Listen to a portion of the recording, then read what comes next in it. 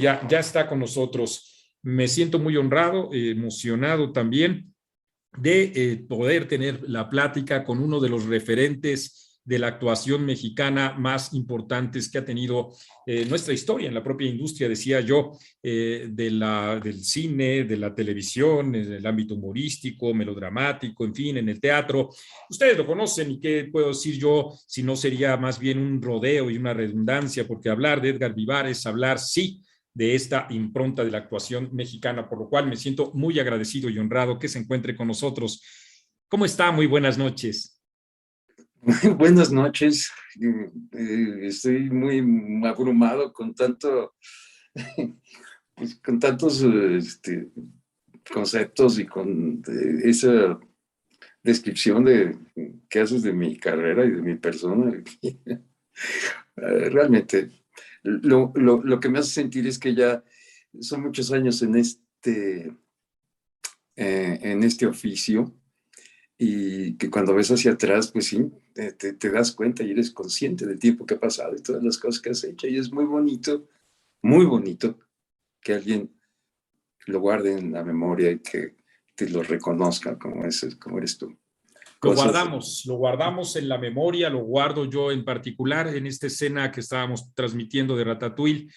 Gusteau Ah, señalaba cómo en la soledad nosotros acudimos también a emblemas y estoy completamente seguro que buena parte de la historia de la infancia, yo se lo he comentado a usted personalmente, transcurrió en medio de la soledad, de las propias adversidades, ver esta suerte de hologramas o de personajes que en un periodo como en la televisión mexicana, 1973, con toda el impulso que estaba teniendo y mirar a estas estrellas, a muchos niños, incluido yo, representó un enorme abrazo cada que ustedes salían en televisión, una forma también de compatir o de compartir ilusiones, denuedos y todo ello que era de parte de ustedes un abrazo para todos que vivíamos o vivimos muchas adversidades. Yo creo, Edgar, que esta es una de las aristas que menos se ha revisado, revisitado de la televisión mexicana y en particular del Chavo del Ocho, con todas las opiniones que podamos tener al respecto. Creo que una de esas vetas es cómo abrazó a la niñez mexicana en un momento y una circunstancia muy específica en donde incluso la pobreza, las vecindades, en donde los niños tomaban pulque, Edgar, y ustedes eran estos personajes que nos representaron y mucho a nosotros y nos abrazaban cada semana. ¿Qué te dice eso y qué te dice eso ahora de los niños en la actualidad? Son muchas cosas lo que me estás diciendo. Era otro México, era otra circunstancia. Y lo que tú señalas es sumamente entrañable. Eh, lo más valioso que tiene cualquier ser humano es su vida. Con tu vida disfrutas a tus seres queridos, el ambiente, los amores, en fin. Y estar asociado a cosas agradables de tu vida, eso es una bendición. Eso que tú señalas del abrazo de los personajes que la gente pudiera considerar parte de su entorno, eso se me ha venido revelando a través del tiempo. Yo no era consciente para mí era un trabajo nada más. Y que un trabajo muy gustoso, muy hermoso, pero era un trabajo nada más y me pagaban por hacerlo. Pero después me fui dando cuenta, te hablo a título personal, y descubriendo cómo la gente te abraza, te incorpora y te hace parte de su entorno. Entiendo que lo que veían en la pantalla de alguna manera removía algo aquí adentro, el corazón, la mente, donde sea, que les era familiar, conocían a alguien o vivían en un entorno semejante o habían tenido noticias de situaciones más o menos semejantes, reitero, y que eso iba mermando, o si no mermando, iba incorporando más y más y más todo en su cotidiano. Fue muy revelador para mí el que la gente empieza a acercar y te toca y te abraza y te besa. Gente que yo no conocía, nunca había visto yo en mi vida. Y invariablemente, Marco, todos los días, yo sí te lo digo, todos los días de mi existencia, no me he encontrado una gente que no me diga gracias por la alegría que trajeron a mi vida. Eso es una bendición, es un compromiso muy grande y yo vivo agradecido por eso, porque para mí lo que fue un gusto, un trabajo, se volvió en un motivo de vida. Te lo puedo decir de veras llanamente. Es una parte terminada, ya dorada, definitiva y definitoria en mi vida, ya terminada, pero que hoy en día todavía, a través de, no sé, irán ya 4 generaciones, sigue ahí, está todavía ahí y sigue, ya para terminar, porque ya fue mucho, No, no, por favor. sigue con su cometido. Lo que nosotros como grupo, como programa de diversión, era lo que buscábamos, divertir, nada más, nada más. Ni enseñar, ni catequizar, nada de eso. Era únicamente divertir, divertir. Y decía Chespirito, un hombre muy sabio. Sí, así como un individuo no debe alimentarse con cosas sanas, también debe divertirse con cosas sanas. Y entonces, pues, en su circunstancia y en aquella época, él siempre se hizo con la mejor intención en el programa, con el único afán de divertir, nada más. Sí, permítame diferir de usted. Yo creo que lo que ustedes hicieron, y más allá, desde luego, de las motivaciones profesionales que les hicieron concurrir en ese programa, tiene efectos o tuvo efectos que incluso independientemente de que ustedes quisieran, se dan como se dan en distintos otros ámbitos. Alguna vez dijo Betty Page, yo jamás pensé cuando salía en los pin-ups que iba a ser una inspiración para los soldados en la Segunda Guerra Mundial, y sin embargo lo fui. Probablemente ustedes, o como usted lo ha dicho, seguramente no pensaron en ese efecto, pero lo han sido, es decir, no es algo definitorio, es algo definitorio en su vida, pero no es algo definitorio en nuestras vidas, porque su personaje ya no le pertenece a usted. Su personaje, como los grandes personajes en la historia, como Sancho Panza, como los grandes personajes en la historia, dejan de pertenecerle al autor que los concibió, o en el caso del teatro, del cine, de la televisión en general, con las series, dejan de ser quienes son para trascender, de tal suerte que otra pregunta que puede resultarle a usted un poco abstracta, pero es tratar de ver si podemos tener empatía en lo que siente la demás gente respecto de lo que ustedes trabajaron. Lo digo de esta manera. ¿Usted tiene idea de lo que para mí a los 55 años significa de estar platicando con quien en mi niñez me abrazaba todas las semanas? Me conmueve. Me conmueve mucho, de esto, lo digo. Creo que muchas de las personas, a mí también. Wow. A mí también me conmueve porque estoy completamente seguro de que eso que usted señala es fundamental cuando dice, no intentábamos catequizar ni decirle a las personas cómo comportarse o no, sino era y sigue siendo, un reflejo de la propia sociedad. Cuando uno dice chanfle, o cuando uno dice China y viene el de la renta, o yo recuerdo, el señor Barriga me decía, mi hermano Marco Vinicio, que le manda muchos saludos, me decía, ¿tú te acuerdas cuando en un episodio le pregunta el profesor Girafales a Edgar Vivar, y vas a sacar de la casa a don Ramón? No, yo no lo haré. Dice don Barriga, ¿qué haría estas personas si yo los sacaría? ¿Dónde dormirían esa noche? Sí. Esa estampa esa sola estampa, ¿en cuánta gente usted cree que ahora que no puede pagar la renta se encuentra como una expectativa para no perder su casa? Híjole, híjole. Cierre ese piano y no me toques esa tecla de cómo están las cosas ahora. Muy difíciles, ¿no? Se encuentra muy, muy difícil.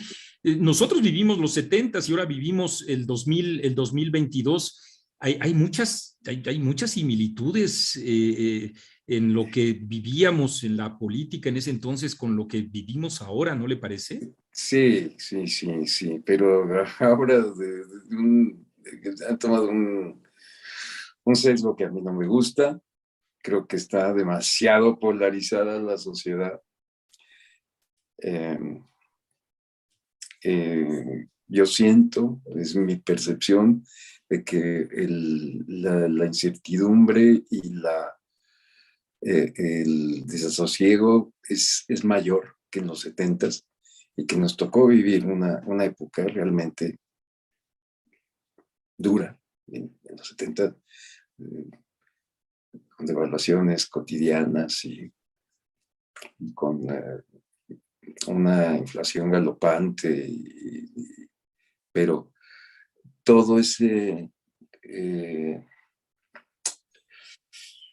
¿cómo decir?, el escenario que se vivía en los años 70 no tiene comparación con lo que estamos viviendo ahora. Yo creo que estamos, me reitero, con la polarización y con un marco de violencia que es de veras espantoso, y que la gente se ha curtido y que ya lo toma como una manera normal.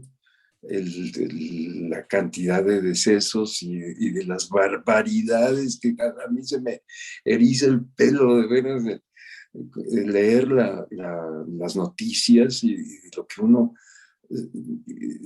se empieza a enterar, y yo me pregunto cómo es posible que un ser humano pueda hacerle semejantes cosas a otro ser humano.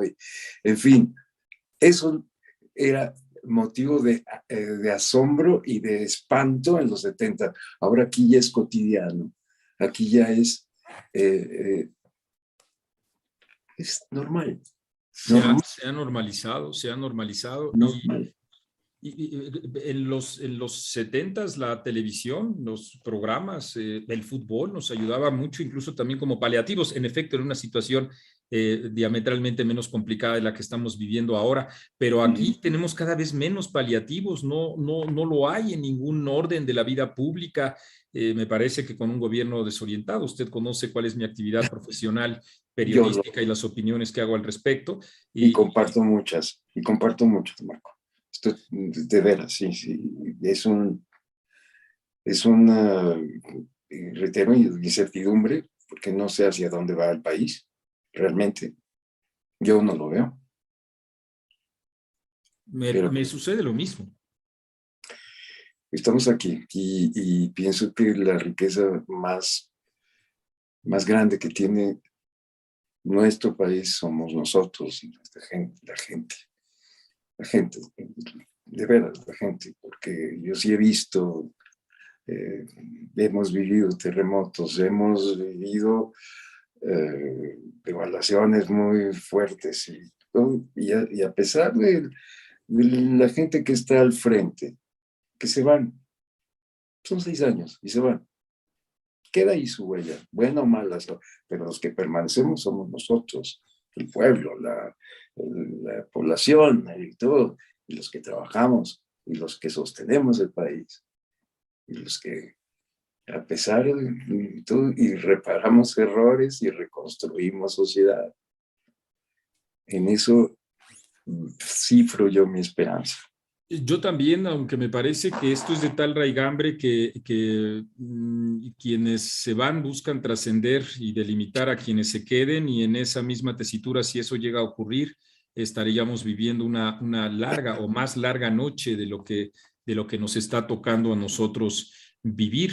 Y eso, porque una de las grandes diferencias entre aquel entonces y el de ahora no es el engaño, la retórica, la visión populista y o nacionalista exacerbada, etcétera, etcétera. Creo que uno de los grandes aspectos que estamos viviendo ahora es querer acallar las voces distintas, querer retroceder en más de un sentido al dictamen de una sola voz. Usted escuchó cómo a los Reyes Magos el presidente de la República les estaba diciendo qué regalar o qué no regalar a los niños. Eso sí me parece que es ya una situación delirante, o los ataques a las instituciones educativas. Usted es médico y sabe, completamente No, estoy seguro de ello, la importancia que tiene el COVID en la actualidad y el manejo que se le ha estado dando, ¿no? totalmente, totalmente. Y las acciones de la retórica, la verborrea, pues es, es paliativa también. Pero las acciones son las que quedan. Entonces, la resistencia a utilizar un cubrebocas, la, las actitudes y el mensaje desafiante que desemboca en lo que yo señalaba al principio de esta exposición, ¿no? De esta plática, ¿no? La polarización y el enfrentamiento que ha desatado. Oye, no querer vacunar a los niños. Claro, no, no, y salgan y abrácense al principio y decir, Detente. no, me río porque de veras, yo no encuentro congruencia, pero en fin, habrá personas que sí, y yo he tenido confrontaciones muy, muy, muy duras con mucha gente, cuando dije, yo no podía conseguir que alguien dijese que la pandemia había caído como anillo al dedo. Fuera del virus, que podría decir eso, el virus, si se le diera Sí, voz, sí. estaría así, ya como anillo al dedo. Y es muy temerario eso. Fue muy temerario haber dicho eso. Entonces, desde ese punto de vista, pues, es, es muy arriesgado tomar en serio a una persona que se expresa así, que Y, suelta eh, comentarios o hace afirmaciones muy, muy, muy temerarias, que no en contra del outsourcing, que cuánta gente se necesitaba por qué se contrataba tanta gente para conseguir petróleo, y qué ciencia tenía hacer un hoyo en el piso en el suelo para sacar petróleo. ¿usted se Entonces, imagina al Chavo del Ocho diciendo que México nació hace 10,000 años? tal cual, tal cual. Son promesas de niños chiquitos, son visiones de muy, muy infantiles, muy infantiles. Yo me imagino al Chavo del Ocho si tuviera papá diciéndole, yo cuando sea grande voy a trabajar y te voy a hacer un castillo y te voy a comprar el auto más grande, y entonces las promesas y las promesas y las promesas de niño chiquito que están eh, sustentadas en una visión muy simplista, muy infantil, de una percepción de la realidad sumamente elemental, muy precaria. Y un elemento más de preocupación es que hay millones de personas que lo creen. Es una decisión personal y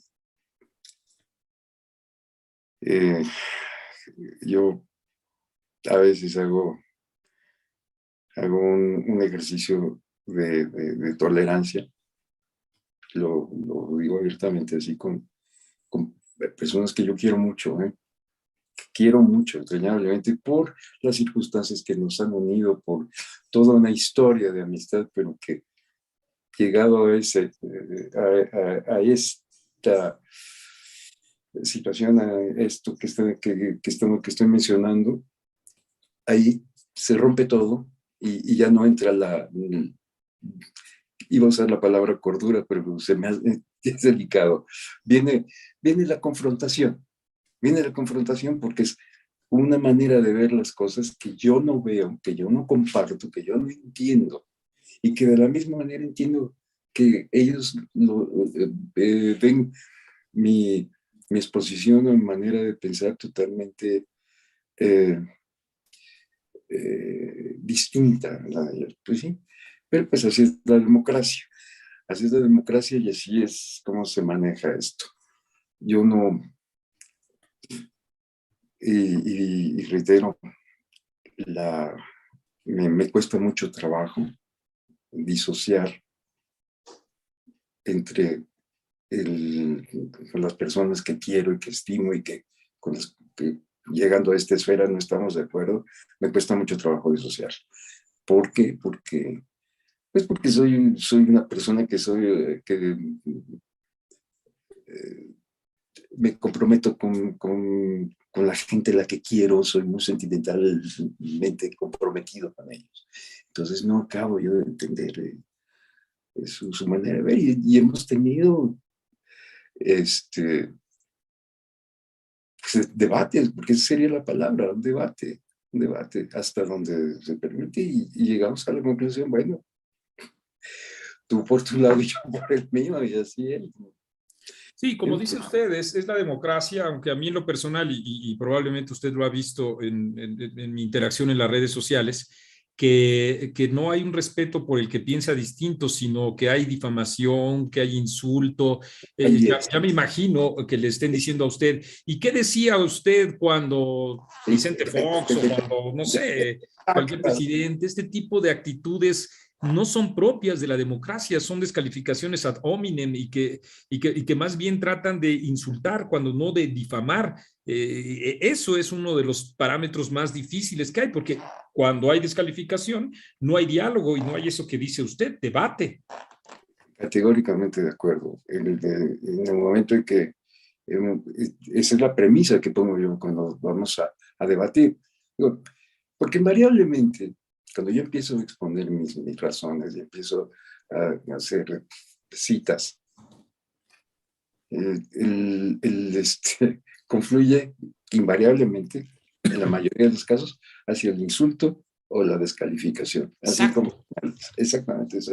¿Y dónde estabas tú cuando Felipe Calderón y tú? Yo no defiendo ninguna.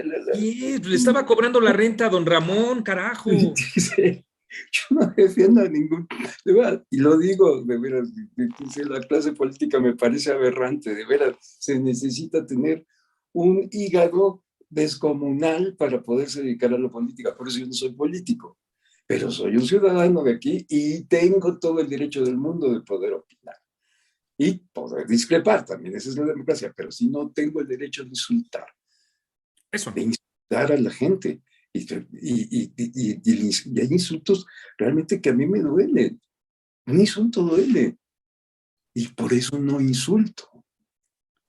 Yo Y lo no. tratan de hacer precisamente para eso, para acallar a cada uno de nosotros. Eso es, digamos, sumamente complicado porque además creo en donde todos piensan igual, es que nadie está pensando. Y muchos de los que sustituyen el insulto es que han renunciado a esa capacidad de intercambio, porque la verdad absoluta nadie la tenemos, nadie. No. Pero cuando encuentras a alguien que ha renunciado a esa forma de pensamiento y que en el terreno de la amistad, como es el que usted señala, llega la descalificación de en dónde estabas cuando, ¿no? A mí me han dicho, ¿en dónde estabas cuando? Ahora comparas a Andrés Manuel López Obrador con Luis Echeverría, ¿en dónde estabas cuando Luis Echeverría? No, yo cuando estaba Luis Echeverría, yo estaba viendo el Chavo del Ocho. O sea, pues tenía 6 años. Sí. ¿No? No, Ese no. es un problema. Sí, sí lo es, sí lo es, sí lo es, Ahora, hay que porque es seguir adelante. Por ejemplo, en el caso suyo, qué más vamos a seguir viendo de Edgar Vivar en su incursión dentro del gran mundo de la actuación? ¿Qué sí, planes hay? planes muchos, Marco. Gracias a Dios, gracias. Soy una persona sumamente afortunada porque acabo de cumplir 73 años el 28 de diciembre. Sí, Eso, sí, el 28 de diciembre. y, y llegar a esta edad razonablemente sano y con ímpetu de trabajar y sobre todo que me sigan llamando, eso es una bendición, porque sí estoy muy activo, estoy grabando el programa de Vecinos en su temporada número 14, 15. Y yo me acabo de integrar hace un año apenas ahí. Me he ahora abocado a hacer cine. Estaba yo haciendo cuentas, ahorita están como 5 películas mías, bueno, películas en las que he participado están enlatadas. Y el cine es una actividad muy hermosa que te ¿Cuáles permite, son esas películas, Edgar? pues, una que se llama Pacientes Recurrentes, que habla acerca de las adicciones. Es un grupo de autoayuda, de los 12 pasos, y, es una road movie, una película de viaje. Yo soy un prosector ahí, este, que tengo a mi cargo un grupo de adictos. Yo no exadicto, adicto en recuperación, porque nunca puede uno decirse que está totalmente recuperado. Entonces, es una linda película, esa está en proceso. Otra película en la que estuve se llama Miss Granny, esa la produjo Eugenio Derbez y marca el retorno de Verónica Castro en el cine. Otra película, Rumi, que es muy linda porque es un pequeño guiño y un pequeño homenaje que el director y el guionista muy amablemente permitieron que se hiciera, uh, con respecto al personaje que tú mencionabas, el señor Barriga. Entonces soy el dueño de un condominio donde la chica que no puede pagarlo tiene que compartirlo con otro. Es una película, una comedia romántica, que además me hizo muy feliz poder trabajar con la hija de Karina Karina, Armando Palomo, Eduardo Palomo, perdón, eh, que fue muy amigo nuestro. De hecho, él estuvo en un programa del Chavo, él estuvo de invitada alguna vez. Ella se llama Fiona y es encantadora, encantadora ella. Y el galán es José Eduardo Derbez, que es muy chistoso y pues también, pues, eh, hace muchos años con sus papás, Victoria Rufo y Eugenio Derbez, trabajamos juntos haciendo los Fantásticos. Es una comedia musical muy linda. Entonces ahora trabajar con sus hijos me hace mucha ilusión. ¿Cómo no? ¿Cómo Y no? hay otra película que yo le tengo mucho cariño y mucha fe, porque es una producción muy esperanzadora, que creo que eso es lo que nos hace falta, este tipo de historias. La película se llama Poderoso Victoria. La historia es en 1926 la acción, en el pequeño pueblo eh, pueblo sí, eh, cambia después el nombre. Bueno, en el pueblo, es un pueblo minero, resulta que la mina se agota, y entonces los que explotan la mina deciden cerrarla. Entonces le quitan el derecho de vía que transportaba, el tren que transportaba todo el material para su fundición, lo quitan. Entonces va a desaparecer el tren. Y, y temen todos los habitantes que vaya a pasar lo que sucede con todos los pueblos mineros: desaparecen, se mueren. Al no haber minas, no haber tren, no entran suministros. Entonces, con los desechos de la mina deciden hacer un tren para no perder el derecho de vía. Es muy bonita la película. La hicimos en 3 diferentes estados y tiene un reparto muy interesante, muy potente, con puros amigos. Está Joaquín Cosío, Daniel Alcázar, Luis Felipe Tobar, Eduardo España. Ay, eso se me escapa ahora. Bueno, somos muchísimos que estamos en la película y ahorita se me escapa la otra que están y me están hablando ahora para otra coproducción con España, pero pues en cuanto termine esta pesadilla espero poder hacerlo. Gracias a Dios estamos trabajando, ¿verdad? Y es una bendición. Sí, y no solo para usted, sino es también para nosotros, porque pues tenemos ya ahorita, por ejemplo, en menú la posibilidad pues, de ver todas estas intervenciones cinematográficas. Sin duda suenan muy interesantes. Cuente con que las voy a ver todas seguramente y Ah, y con mis comentarios al respecto. Me gusta mucho, mucho el cine. Yo quiero uy, decirle, perdón, dígame. no, qué bien, qué bien. Me está acordando también que hay una película porque mencionaste durante la introducción sobre lo del doblaje, que a mí me gusta mucho hacer doblaje, fue lo primero que hice. Entonces acabo de hacer 3 películas de doblaje y una es muy bonita, que no puedo decir el nombre porque no lo tiene todavía este hombre totalmente registrado, pero es una historia de héroes prehispánicos.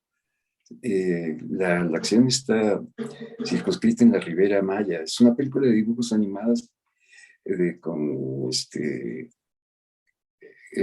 ¿cómo se llama? Con esta técnica de Pixar, así, de esa calidad de Pixar, pero Sí, son es técnicas extraordinaria. impresionantes. Está muy bonita la película. Es como Jaguar, por ahí va la cosa. Y otra más que es la precuela de Minions. Ah, Sí, es la precuela de los Minions. Entonces, de mi villano favorito, es una aventura infantil de cómo era Gru cuando era niño. Ah, pues sí, hemos estado chambeando mucho. esa tonalidad de voz con la que empezábamos nosotros, ¿verdad, Alejandra? De Ratatouille y el chef es extraordinaria, porque además, pues esa facilidad para el doblaje, ¿qué estás haciendo aquí conmigo? Pues, Es extraordinaria, ¿no? Un manejo de la eh, voz impresionante. eh, para eso te pagan, ¿no? No, es un gozo, porque te da. Yo empecé haciendo doblaje, tuve grandes maestros, grandes maestros, y lo que se hace ahora, pues tiene sus bemoles, pero en aquella época era histórico. Digo, heroico, no histórico, histórico, No, sí. pues es histórico y es heroico. Heroico, Como qué porque doblajes? estaba todo el mundo, estábamos todo el mundo en la cabina. Yo empecé haciendo era una serie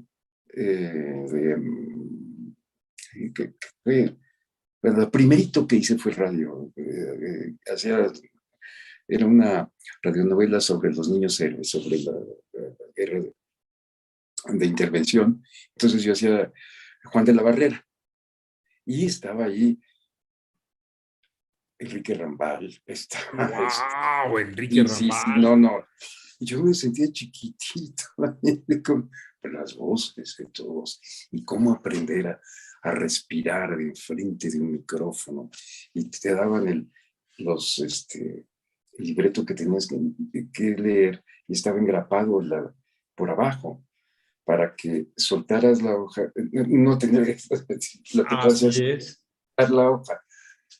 Y eh, podías acariciar con la voz y acercarte al micrófono, cosas que a lo mejor es conocimiento de perogrullo, pero a mí a eso, en esa época, a mí me aleccionaron tanto, me enriquecieron tanto, me hicieron ver que aprendí 2 cosas, que el doblaje puede mejorar o echar a perder una gran interpretación o una interpretación mediocre puede hacer que un buen doblaje la haga extraordinaria. Yo te pongo el ejemplo, cuando vino Telly Savalas a México, que vino a promover la segunda, la tercera temporada de Kojak, Bojack. quiso conocer a Víctor Alcocer. Víctor Alcocer también está una voz del... Esa voz Eso fue impresionante. impresionante, era el águila del Banco Servín. Y Sí, claro. él empezó como cronista deportivo, pero Como decía, después, sí, ¿qué pasa? sí, ¿qué pasa? Eso. Problema, venga a verme a mí. Entonces, te decía, cuando vino Telly Balas, él quiso conocer a Víctor Alcocer y me lo comentaba Víctor Alcocer, pero dice, caramba, si yo hubiera tenido esa voz, no hubiera necesitado, no, ¿cómo dijo? Si yo hubiera tenido esa voz, no, lo lavó tanto, haciendo decir que le agradecía la manera como lo había doblado y que lo había hecho sentir eh, avergonzada de no haber podido, haber podido actuar mejor como Colla. Así lo dijo Telly Savalas. Es un Sí, halago hermoso. Y yo he visto también muy buenas interpretaciones que hacen unos doblajes ahora, ya muy a la carrera, se ha perdido un poquito la mística del doblaje. Yo te refería que al principio, en esas épocas heroicas, estábamos todos viendo en el loop. Loop es un trozo de la película que se va a doblar, que se va a poner la voz, que dura alrededor de, no sé, 17 o 20 segundos, por ahí así, 30 segundos a veces. Pero ahora ya se graba, si están varias personas en esa escena, se graba primero lo de una, lo otro y otra, y el ingeniero mezcla las voces. Antes no, antes estábamos todos los actores de todos allá amontonados. Y era impresionante, de veras, porque salía la primera, en serio. Pues, mira, el Tata, Arvizo, Arvizu. genial, era un monstruo mejor, hacían una De traducción. Demóstenes hacía, ¿no? Hola, don Sí, gato. sí, Sí, sí. el Benito Bodoque, Hola, era, don gato. era simpaticísimo, pero además muy, era un monstruo, realmente era un monstruo, porque te daban el libreto y decía, esto no sirve, a ver, échamelo, y se ponía a ver, y veía el look, y, y decía lo mismo con la intención que iba la traducción, pero lo mejoraba ostensiblemente, claro, en el dibujo animado, en esos son muy rudimentarios, en tanto al lip sync. Entonces él tenía esa segunda piel que le daba la experiencia, que te da la experiencia de poder calcular exactamente lo que querías decir y que coincidiera con Con el el movimiento de la boca. del muñequito. Entonces, Oh, sí, claro. Ahora, era grandes doblajes, yo recuerdo, por ejemplo, Plaza Sésamo, ¿no? La vi tú. Eran también emblemáticos en su momento y me imagino que mucho más complicados, heroicos, como señala usted, respecto sí, de lo que ahora se hace, ¿no? Y esas voces además las recuerda uno junto con el personaje, no hay una disociación. Hola, es, Enrique, ya uno sabe que ese es Beto, ¿no? sí. Siempre, y queda esa voz. Ahora, ¿cuál es la voz o el doblaje con el que usted más se ha identificado? Ay, caramba.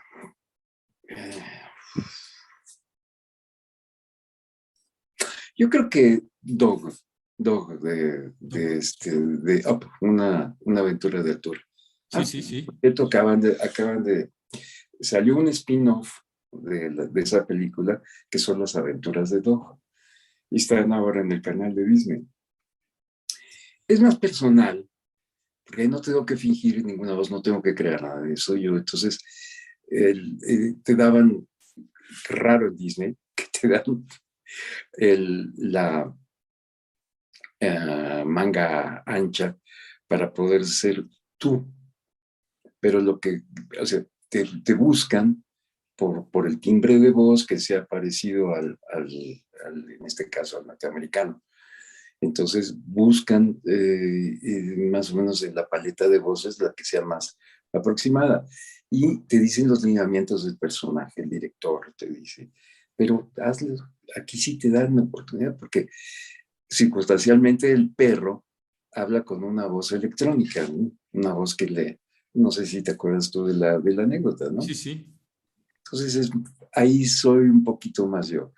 Entonces, pero el personaje es muy tierno, tiene cosas muy, muy, muy bonitas y sus situaciones son las circunstancias donde aparece ahora estas aventuras de Dog son muy, muy, muy amables, como todo lo de Disney, ¿no? Sí, ahora, Me, pero el doblaje de Edgar Vivar al señor Barriga en los dibujos animados no puede haber algo más yo que eso, ¿no? sí, curiosamente a mí nunca me convocaron para hacer lo del dibujo animado. Yo me ofrecí a hacerlo. Dije, ¿cómo van a hacer el doblaje? Yo lo hago, yo no les cobro. ¿Sí? Pero por cuestiones ahí de derechos, yo entiendo que para los intereses que buscaban la compañía y esto, pues necesitaban tener a otra persona y no al actor. Porque sí sería muy evidente si estaba una voz original del elenco original con con las demás voces que actores que ya no están. Bueno, Carlos Villagrán definitivamente no debe estar porque hay una ruptura ahí. María Antonieta de las Nieves tampoco, porque ella ni siquiera está incluida en el Chavo animado. Pero Rubén Aguirre ya no está, eh, eh, Ramón Valdés tampoco, Angelines Fernández tampoco, y pues Florinda tampoco lo iba a hacer, entonces el único que iba a estar ahí como dedo solo era yo. Entonces sí iba a haber un contraste y una disociación que yo entiendo que no era bueno. Al principio no me gustaba mucho el doblaje, yo que soy franco, el doblaje que habían hecho lo de Chao. Pero eh, porque tenía yo el antecedente de mis compañeros y de todo Sí, el claro, a mí me programa. pasó lo mismo como televidente. Pero para las nuevas generaciones ellos no tienen ellos no tienen ese antecedente. Así es. Entonces para ellos funciona. Y fue un movimiento mercadotécnico muy acertado el hacer el Chavo animado porque al principio eran los mismos libretos de Roberto, exactamente los mismos libretos, nada más hechos en dibujos animados. Los dibujos animados, pues el videotape no se desgasta, los dibujos animados no envejecen, no piden aumento de sueldo, etcétera, ¿no? Ahora, pero si la chilindrina sí ya implica, digamos, no el mismo producto que nosotros conocimos, ¿no? No.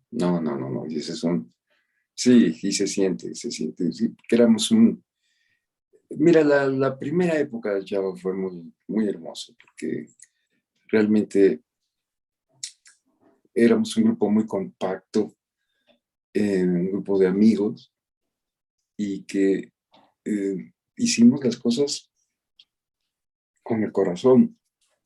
No digo con esto que con el tiempo se hubiese mermado, hubo corazón, pero ya intervinieron otro tipo de intereses. Ya te digo, si tú ves todos los trajes que se rompieron, se pintaron, este, maltrataron, eran míos. No había departamento de vestuario en Televisión Independiente de México. Cuando decían, para el Chapulín Colorado, necesitamos una sala, traían la sala, porque no había más que como 6 o 7 salas, y traían la sala. Y la, oye, quedaría aquí un florero pues tráete el florero era muy improvisado, muy,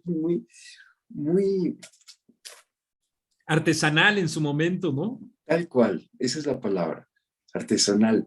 sin tanto requerimiento. Ahora para pedir algo en la empresa, todo tienes que hacer un memorándum y tienes que estar todo planeado. Hay un departamento de arte, hay un departamento de, de peinados, hay un departamento de maquillaje, hay un departamento de efectos, ¿cómo se llama?, de prostéticos y de todo. Ha crecido enormemente eso, pero también lo ha deshumanizado y le ha quitado lo artesanal y se ha vuelto mucho más técnico todo. Y ahí creo también en la propia naturalidad, en la propia frescura que da justamente la naturalidad, ese tipo de cosas se proyectan, tengo esa impresión, y se gana algo que en el periodismo y en las series televisivas, en las telenovelas, en esta serie, El Chavo del Ocho y todo, se gana credibilidad y eso es fundamental, claro, con las vicisitudes que cada uno de los géneros tiene, pero creer que es un héroe el Chapulín, sabiendo que sus antenitas son de vinil y advirtiéndoselos así Chespirito, es algo de lo más maravilloso que en los sueños siempre uno tiene, porque en este tipo de creaciones es, te invito a soñar conmigo, vamos a hacer esta interpretación para que juntos imaginemos que esto que estamos viviendo es una recreación de la vida misma. Y ustedes lo lograron, precisamente Es, con este ejemplo que acabo de poner, pero con muchos otros más, ¿no? Se es, dice, no, es que se reproducía la violencia. No, es que se reflejaba cómo al gordito le decían gordito y cómo no se sé, vivía en esa misma circunstancia. Es como querer no leer ahora a Nabokov porque escribió Lolita o este tipo de tonterías de lo políticamente correcto cuando era un reflejo también muy natural. Gracias a eso el Chavo del Ocho tuvo ese éxito que tuvo, o la familia Burrón como cómic, que por cierto no pudo ser los intentos con la gran Leonorilda Ochoa no tuvieron el mismo eco en la propia televisión, de tal no, suerte que sí se requiere una magia muy especial para eso, desde ¿no? luego, no, yo, eso de la familia Borrón me toca muy de cerca, porque inclusive cuando se hizo allí en Televisión Independiente de México, que era Chucho Salinas, era Regina Borrón, Leonorilda era Borrón la Tacuche y estaba César Bono, todo el universo, estaba César Bono, que era ¿cómo se llama?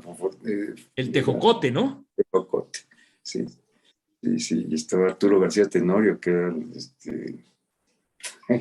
no me acuerdo cómo se llama, ya se me ha olvidado el universo de los Borrón, era yo, pero burroniano de pura cepa. Así como no, doña Cristeta, cómo no, y cómo iba Cristian, a tener una representación. Creo que lo mismo le pasó a Memín Pingüín, no pudo, y en el caso de Chavo del Ocho, no, o sea, fue concebido para televisión, pero también se hizo serie animada, pero también se hizo, hubo revistas del propio Chavo del Ocho, y en cualquier caso, y en cualquier modo, y en cualquier modalidad, tenían ese vínculo con las demás personas, ¿no? señoras, voy a regresar un poquito en lo que estabas tú diciendo porque es muy interesante y creo que es importante señalar lo que tú decías de la retroalimentación, que vamos yo voy a tratar de convencerte que estas son las antenitas de mil, tú vas a convencerte, vas a hacer que crees que es las antenitas y entonces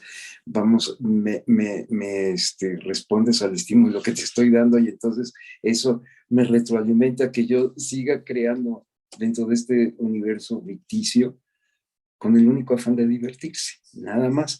Claro. Circunstancialmente y hablando de lo que es políticamente correcto en aquel entonces era, y poder señalar, se le ha tildado a Chespirito que su humor ahora no es políticamente correcto porque si señalaban los efectos físicos, en mi caso particular, el bullying contra una persona gorda.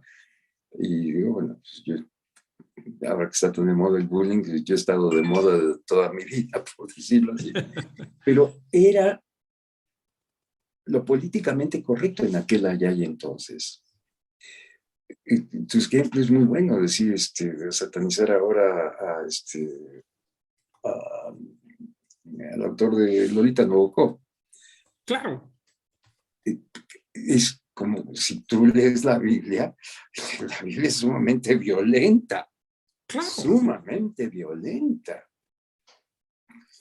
Es perder los contextos. en donde exacto. se estaban presentando. De hecho, por eso también se convierten en materiales históricos, porque son los que nos permiten desde distintos canales poder revisar o revisitar a nuestro país, el lenguaje, la simple existencia de las vecindades que han venido desapareciendo, ¿no? Sí, Todos, sí, sí, todos estos, todo eso, las formas. por eso es importante, por eso es valioso. Por eso es cultura también. Sí, al principio de esta conversación yo decía que la gente, lo que está viendo en pantalla, de alguna manera le provoca un reflejo en su propia vida, o conoce o tiene un referente cercano de lo que está viendo en la televisión. Esto tiene un dejo de verdad, tiene un dejo de autenticidad, que es lo que la hace permanente. Eso es lo que lo hace permanente. Yo veo, por ejemplo, películas, nosotros los pobres y ustedes los ricos, así que cada vez que las lloro, pero lloro, así. Y fueron filmadas, y estuve ahora en el Foro 5 de los estudios Churubusco, donde se hizo, donde estaba la carpintería de Pepe el Toro, ¿no? ¿Sí? Sí, Pero para claro. mí, pero para mí era, no, esto fue filmado durante muchos años de mi vida. Yo pensaba que estaba en las barriadas de México. Algunas cosas exteriores estuvieron hechas o sea, fueron filmadas en la calle, pero todo el universo de esas películas fue hecho en los estudios, pero la veracidad y lo que representa dentro de ese contexto de México en 1948, que fue hecha la película, 1947, ahí está, y ahí se queda, ahí está. Y hay cosas que no han cambiado, hay cosas que, ok, cuando cantan Amorcito Corazón, que se sienta, es totalmente surrealista, pero la gente lo acepta y está incrustado en el, este, en el, yo me atrevería a decir una gran rebanada del, del público en México, ¿no? Muy, las nuevas generaciones no han visto una película de Pedro Infante en el cine, pero las han visto en la televisión. Y creo que de este par de películas que acabo de mencionar, les, les sigue moviendo, les sigue transmitiendo porque tiene valores culturales, valores, eh, mm, yo diría, circunstanciales, cuando fueron hechas, cuando fueron producidas, que allí están y que siguen y que se identifican y son verdaderas. Sí, los valores de la solidaridad, por ejemplo, ¿no? El camellito es, me parece, un emblema a propósito de estas películas, el valor de la solidaridad. Creo yo, el valor el, eh, del estar juntos siempre frente a las circunstancias más adversas, es algo con lo que nosotros nos podemos asociar. El propio valor de que implica la honestidad. Pepe el Toro es inocente. Y lo que implica el clamar o el clamor por que haya mayor justicia. Hay la música en sí misma, desde luego, parámetros que los siguen haciendo vigentes. Hay otros aspectos, el lenguaje que sí ha cambiado, murió, como se decía en ese entonces, te la rajo en el caso del Chavo del Ocho, que muchos de los jovencitos que ahora nos están escuchando probablemente no puedan entender qué significa te la rajo, o qué pasó, yo no le voy al Necaxa, o yo sí le voy al Necaxa, de Ramón Valdés. En fin, también hay partes que solo nosotros podemos reconocer, ¿no?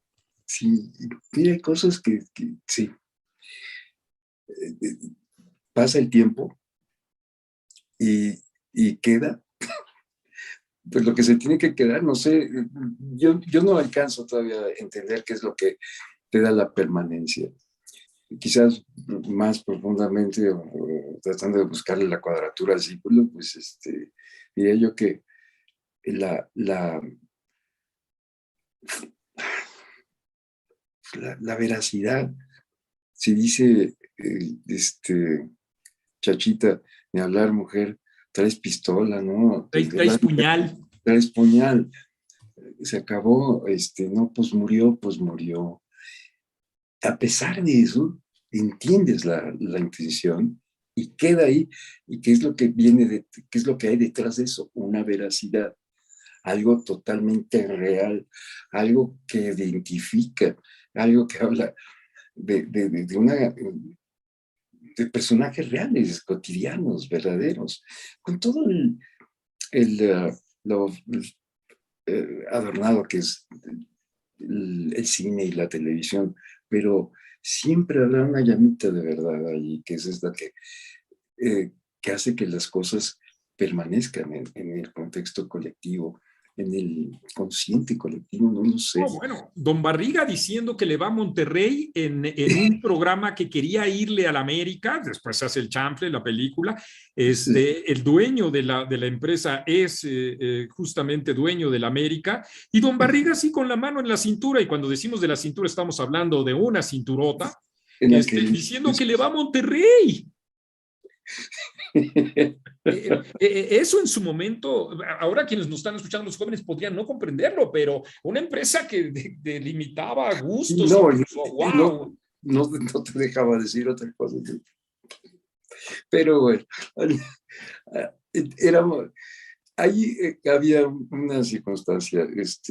Emilio Azcárraga quería mucho a Roberto Gómez Bolaños, le estimaba mucho porque era un capital humano muy precioso para él, en el sentido de que fue un programa muy barato, fue un programa que nunca dio problemas en la producción, nunca, nunca, nunca, nunca. Nadie llegó tarde, nadie andaba metido en escándalos, nada, absolutamente. Fue un grupo sumamente disciplinado porque la cabeza era disciplinada y era un equipo de trabajo que siempre se ciñó a las reglas. Entonces, y se vendía muy bien el programa. Y el valor Entonces, de la honestidad, creo, cuando Chespirito estaba en el Canal 8 y que todavía no se había dado la fusión, estoy hablando de por supuesto usted me va a corregir si en el momento que me equivoque, pero por ahí de 1970, 71, Chespirito tenía ya cierta presencia, incluso con comicidad política en el propio Canal 8, y cuando lo invita ya a ser el Chavo del 8, bueno, ya lo empieza a hacer en el Chavo del 8, por eso se llama el Chavo del 8, en Televisa dice Chespirito, yo tengo un contrato y todavía yo tengo que cumplir con un contrato.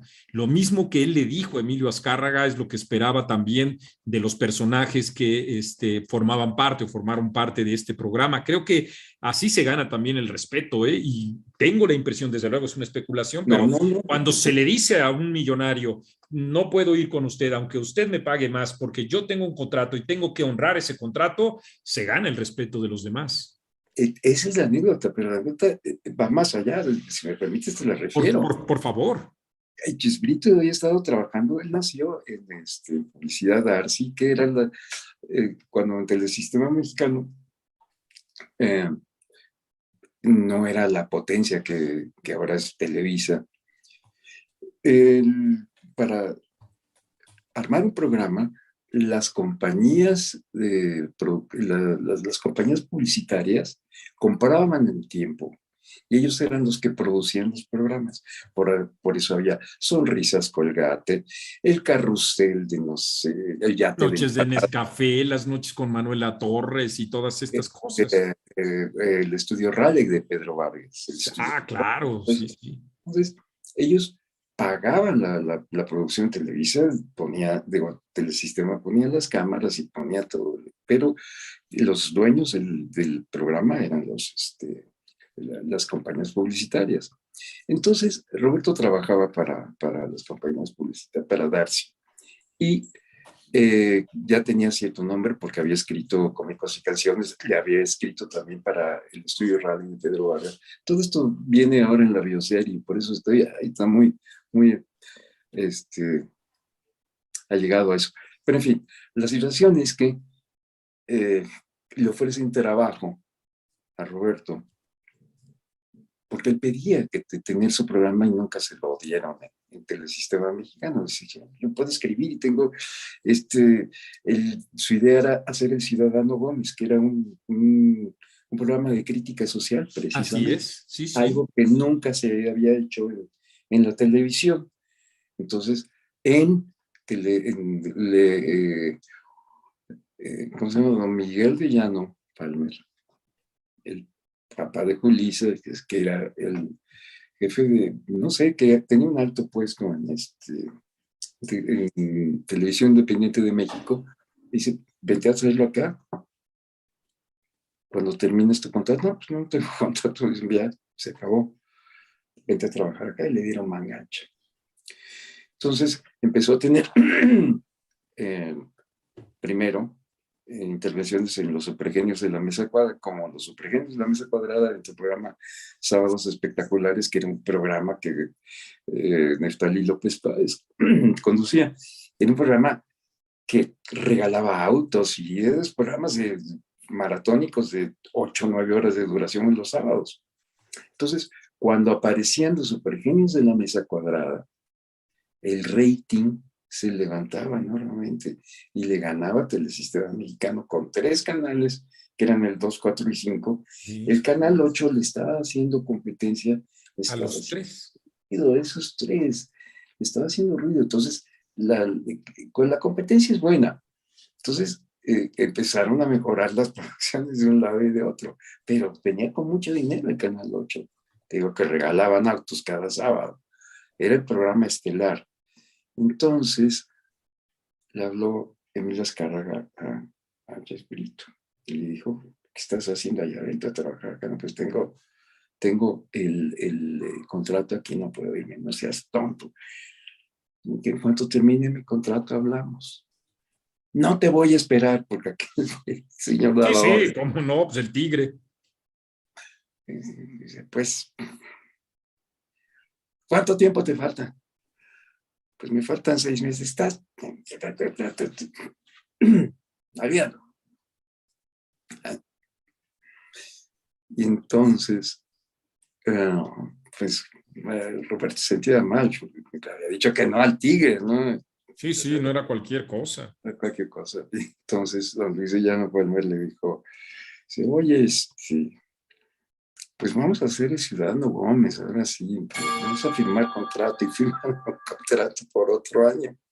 Entonces, le habla Emilio Azcárraga Chespirito y dice, está bien, te espero dentro de 6 meses, pero que vienes a trabajar acá. Y dice, sí, pero vas a tener que esperar otro año porque firmé por un año más aquí. Pero esa anécdota los pinta de cuerpo entero a uno y al otro, ¿no?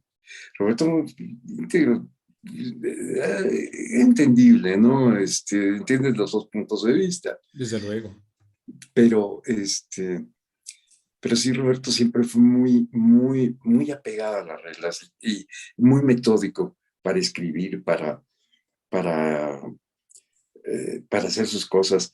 Él dibujaba los planos de las escenografías, porque todas las caídas y cuando se levantaba una puerta o se tenía que hacer algún movimiento de comedia física, que el Chapulín Colorado estaba sustentado en la comedia física, los diseños de escenografía eran de él. Él había estudiado arquitectura, sabía de todo. Era un hombre muy, muy, muy comprometido con lo que hacía y sabía de lo que estaba hablando y sabía cómo hacerlo.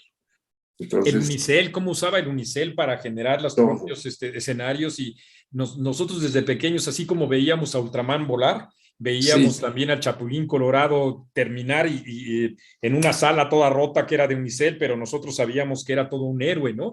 No, bueno, más cuando se tomaba la chiquitolina. La chiquitolina, todo. Oh, era tan divertido. Yo sí me divertía mucho. Siempre, yo creo que todos nos divertimos, sobre todo la primera etapa. Porque además era jugar, es ir a jugar al superhéroe y éramos los villanos y a veces me tocaba a mí ser el villano, me tocaba ser el que lo invocaba, o era la víctima, o era... Entonces, imagínate un grupo de niños, infantes, que vamos a jugar a esto, sí, y tú eres aquí, todos. Y la solidez emocional que se requiere para digerir Creo que no siempre lo hicieron todos los personajes. Estoy completamente seguro de que la trayectoria suya sí documenta que sí pudo digerir la enorme fama que llegaron a tener, ¿no? Al principio yo sí me despegué del suelo, muy al principio. Es, Cuesta mucho es trabajo. sí, es difícil cuando te empiezan a, a adularte. No es bueno mirarse a través de los ojos de los demás. Cuando empiezas a creerte todo lo que te dicen, te despegas del suelo. No es sano, no es bueno. Pierde uno la, la, la certeza, pierde uno la objetividad. Afortunadamente, tengo una familia y tengo un grupo de amigos que me aterrizaron. Es un trabajo, nada más, y es una imagen, nada más. Eso no te hace ni mejor ni peor que nadie.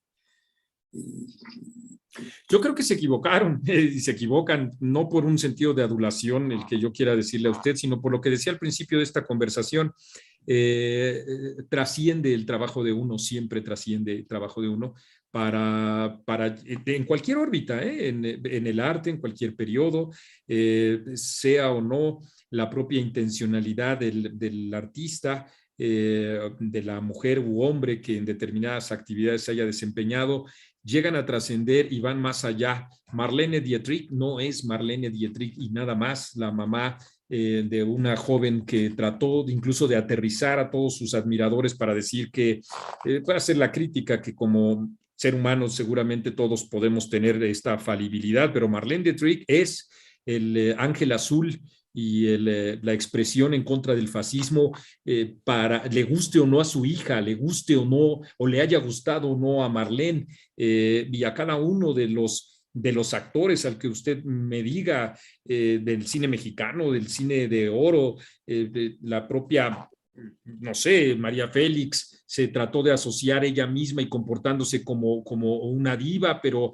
hay quienes no lo fueron así, sin embargo saben que su trascendencia los rebasa. Precisamente desde mi punto de vista, una muestra de humildad y de modestia es aceptar que la obra es la imperecedera y que nosotros somos los fugaces. Le ofrezco solo un punto de vista no, eh, no, no. Sí, sí, lo entiendo, lo entiendo, lo entiendo. Lo que va más asumo. allá, que va más allá de nosotros mismos. Sí, Y es la obra que cada uno de nosotros podamos tener en este mundo de lo políticamente correcto. ¿Para qué ver o escuchar a Vicente Fernández, recientemente fallecido, cuando él era misógino y bla, bla? Este tipo de cosas, de fanatismos que borran el arte, el canto en este caso, la música vernácula. Pero en cualquier caso que usted me ponga, el que sea, es como si dijéramos, no hay que volver a leer Los Miserables porque esta gran y extraordinaria obra de Víctor Hugo fue escrita por un hombre que o Tolstoy porque no lo podemos, de tal suerte que si fuéramos consecuentes con, hombre, Picasso, pues solo eso es un trabajo, no creas que el Guernica fue tan importante, pues entonces, siendo consecuente con ello, las obras de los seres humanos no son perecederas. no, no, Eso es no. para mí. Es Sí, decir, el sí, señor Barriga lo rebasa a usted, sí, sí, sí, sí. incluso que usted no quiera. No, no, de eso lo asumo y lo entiendo y me costó mucho trabajo aceptarlo, ¿eh? Y soy honesto, de veras. Así, tienes que disociarlo. Mentalmente es sano hacer eso también, disociarlo. Y eso, y respeto y honro ese trabajo y ese personaje, porque sí, no solamente me dio de comer, no solamente me proyectó internacionalmente, me ha hecho acreedor al cariño de mucha gente.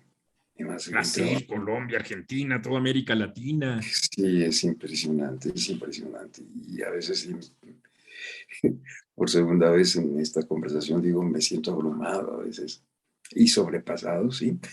Pues lo asumo y lo acepto y ya. Y ya, ya, ya. Qué Y, bueno. Y con muchas películas y con más trabajo, eso es una característica de quienes los personajes ahora que se encuentran todavía vivos no está viviendo. Nosotros no vemos, salvo situaciones excepcionales como en Brasil, que saludó usted a su doblador, que ya también falleció, Sí, no vemos reiteradamente al señor Barriga, a diferencia, creo yo, de otros personajes que ya no, lo escribo en mi libro, que usted ya tiene en sus manos, sí, no, son los niños que no han querido envejecer por las razones que sea, todas son comprensibles, desde eso, luego. eso, Pero es importante también estar hablando, porque yo hablo con Edgar Vivar, en efecto, y con los proyectos cinematográficos que nos ha contado. A final de cuentas, una cosa es la impronta que uno deje y otra cosa es que no se funda o confunda esa impronta con la vida misma. De tal suerte que usted, Edgar Vivar, sigue haciendo doblaje, teatro, cine y todo esto porque ha trascendido. ¿Qué paradoja? Usted trasciende a su propio personaje para seguir siendo Edgar Vivar y su propio personaje tiene una vida tal que aunque usted no quisiera, para nosotros representa una impronta de distintas formas o expresiones emocionales, culturales, de nostalgia o lo que sea, pero no es suyo. sí, sí, sí, en gran parte es un poco el mercado de la nostalgia. Yo tengo un espectáculo con el cual me he presentado en Sudamérica y Centroamérica y se llama Edgar Vivar es joven aún, haciendo un parangón con una canción de Roberto. Se llama Joven aún, si tú eres joven aún, joven aún, joven. Entonces, habla acerca de mis años de carrera, que ya son algunos, y gran parte de la narrativa va enfocada a mis años en la vecindad. Como, Claro, entonces, entra y décadas. salgo del, entra y salgo del personaje, ¿no? Entro como Edgar Vivar, y estoy como el señor Barriga, y salgo y estoy fluctuando entre esa dicotomía. Y también en la actuación con otros personajes, en el propio doblaje, dándole vida a dibujos animados y todo, ¿no? Eso Sí, es lo que hace diferente de estar viendo siempre a la Chilindrina o estar viendo siempre a Kiko, desde mi punto de vista. sí, sí, sí. Esto que te estaba yo narrando, es en el show, en el de Edgar Vivar Joven.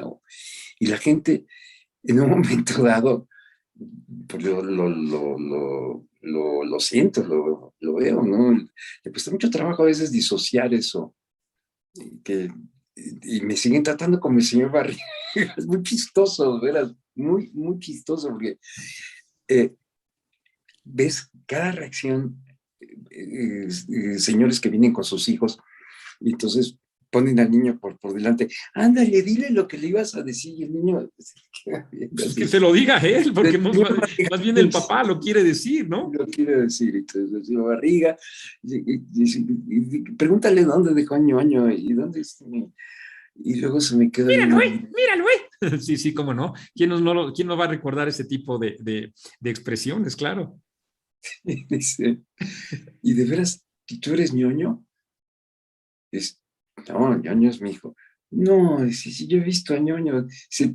Tiene las cejas así como tú. Y que lo diga un niño, ¿no? Qué bonito es Sí, seguir estableciendo y esa comunicación con sí, los niños, ¿no? los niños. eh, el- te toma en cuenta que son programas que son hechos hace más de 40 40 años, ¿no? años. Sí, sí, sí. Y Sí, entonces, sí. y entonces el niño, me pongo yo a pensar en lo que está pensando el niño. eh, me quieren, me quieren engañar. Es que este es Ñoño, no, yo conozco quién es este señor. Que dentro de la ficción, él está elucubrando en otra ficción. Entonces, vamos, no voy a caer en el juego de que me vas a hacer creer que tú eres el señor Barriga. Yo sé que tú no eres Ñoño, porque Ñoño yo sé quién es. Y todo. O sea, en su cabeza habitan allí los personajes. Y cuando quizás, bueno, la apariencia física cambia con el tiempo, y si tú ves es evidente, si tú ves los videos y me ven a mí en persona, sobre todo para un niño. Sobre todo, los adultos ya somos un poquito más permisivos, es evidente, ¿no?